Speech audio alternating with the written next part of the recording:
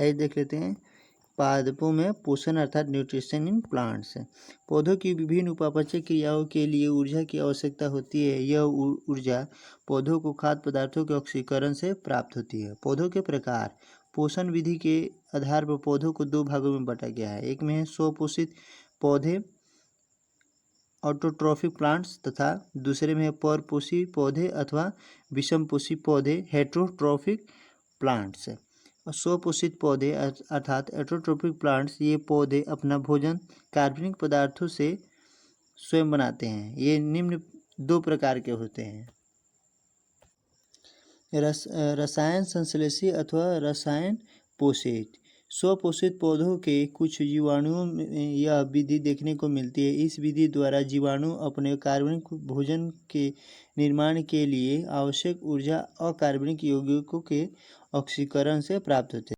आइए देखते हैं पादप में पोषण और न्यूट्रिशन इन प्लांट्स।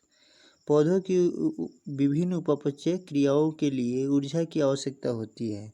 यह ऊर्जा पौधों को खाद्य पदार्थों के ऑक्सीकरण से प्राप्त होती है। पौधों के प्रकार। Type of plants. पोषण विधि के आधार पर पौधों को दो वर्गों में बांटा गया है, स्वपोषित पौधे तथा परपोषित पौधे अथवा विषमपोषी पौधे अर्थात हेटेरोट्रॉफिक प्लांट्स। स्वशोषित। यही देखते हैं पादप हार्मोन में ऑक्सिन, जिबरेलिन, साइटोसिन हो चुका है। अब देख लेते हैं एथिलीन और एबिसिसिक। एथिलीन में एथिलीन एक हार्मोन है। यह बर्ग ने 1962 ईस्वी में प्रमाणित किया था। यह एकमात्र हार्मोन है जो गैसीय रूप में पाया जाता है। कौन? एथिलीन। यह एक गैसीय पादप हार्मोन है। फल को प्राकृतिक रूप से पकाने में सहायता प्रदान करता है। यह पौधों की मोटाई में वृद्धि करता है। अब देख लेते हैं एब्सिसेक। यह वृद्धिरोधी हार्मोन है। कौन? एब्सिसेक। यह पत्तियों और फूलों के विकास में भाग लेता है। यह बीजों को सुषुप्त अवस्था में रखता है। यह पुष्प में बाधक होता है। मिलते हैं अगले नए वीडियो में अगले टॉपिक के साथ।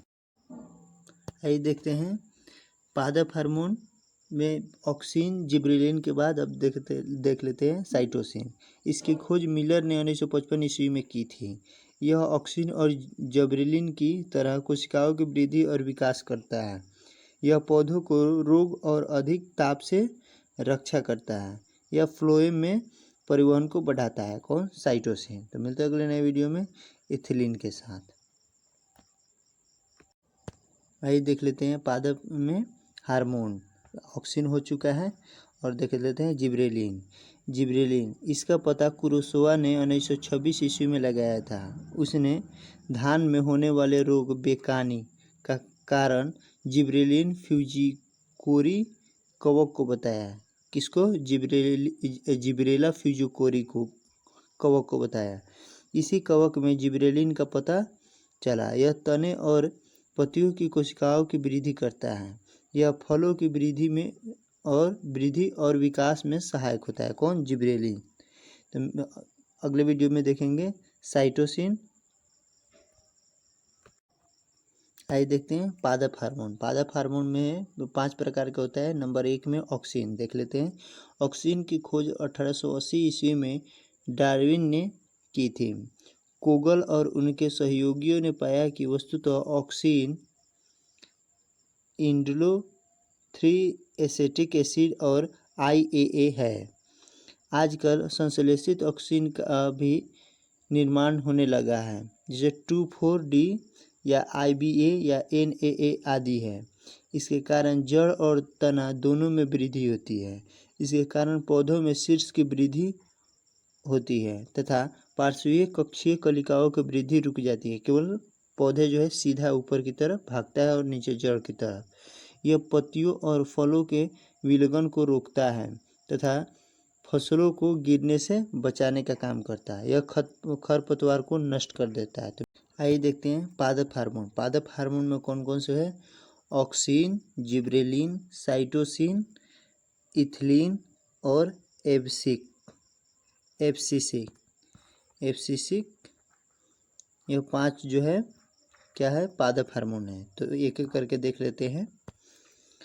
पौधों में वृद्धि को नियंत्रित करने के लिए कार्बनिक पदार्थ और पोषक तत्व मुख्य भूमिका निभाते हैं। ये कार्बनिक पदार्थ हार्मोन कहलाते हैं। हार्मोन क्या है, एक प्रकार के कार्बनिक पदार्थ है। पौधों में मुख्यतः 5 प्रकार के हार्मोन पाए जाते हैं। ठीक है, तो अगले वीडियो में एक एक करके देख लेंगे। वाष्पोत्सर्जन का महत्व, ये देखते हैं वाष्पोत्सर्जन का महत्व अर्थात इम्पोर्टेंस ऑफ ट्रांसपैरेशन।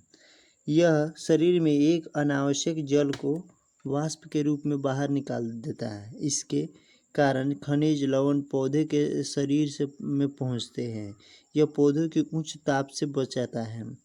यह जल के अवशोषण और रसारोहण में मदद करता है। यह वायुमंडल को नम बनाकर जल चक्र पूरा करने में मदद करता है। कुछ पौधों की पत्तियों के सिरे पर जहाँ सिराएँ खत्म होती है वहाँ से जल की बूंद बाहर निकलने लगती है, जिन्हें बिंदु स्राव कहते हैं। यह क्रिया प्रायः रात में होती है। पोटोमीटर के द्वारा वाष्पोत्सर्जन की दर को मापा जाता है। किसके द्वारा, पोटोमीटर के दर से जो है वाष्पोत्सर्जन की दर को मापा जाता है। तो मिलते हैं अगले नए वीडियो में। आइए देखते हैं प्रकाश, आर्द्रता, वाष्पोत्सर्जन को प्रभावित करने वाले कारक, जिसमें प्रकाश, आर्द्रता, वायु गति, वायुमंडलीय दाब, प्राप्त भूमि जल और पत्तियों की रचना है। देख लेते हैं। इसकी तीव्रता, लाइट, इसकी तीव्रता बढ़ने से सामान्यतः वाष्पोत्सर्जन की दर जो है बढ़ जाती है। आर्द्रता, इसके बढ़ने से वाष्पोत्सर्जन की दर जो है घट जाती है। आर्द्रता के बढ़ने से वाष्पोत्सर्जन घट जाती है और प्रकाश के बढ़ने से जो है वाष्पोत्सर्जन की क्रिया बढ़ जाती है। वायु गति, इसके बढ़ने से वाष्पोत्सर्जन की दर जो है बढ़ जाती है। वायुमंडलीय दाब, इसके बढ़ने से वाष्पोत्सर्जन की दर जो है कम हो जाती है।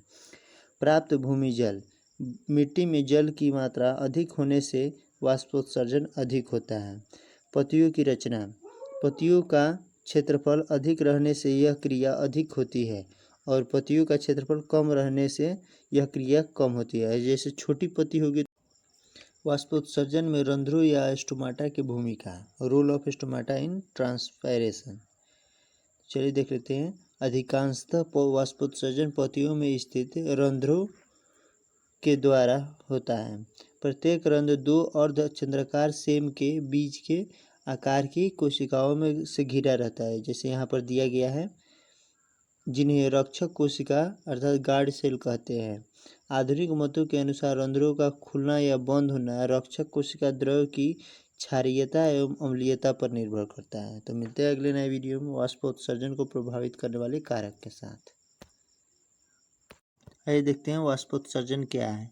पौधों में उपस्थित जल का पौधे के वायवीय भागों अर्थात पत्ती और तने के रंध्रों द्वारा वाष्प के रूप में उड़ने की क्रिया को वाष्पोत्सर्जन कहते हैं। वाष्पोत्सर्जन की क्रिया वाष्पीकरण से अलग है।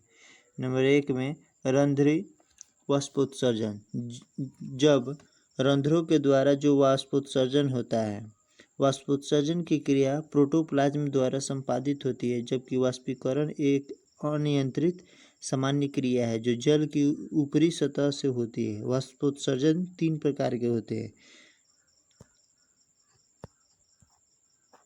तो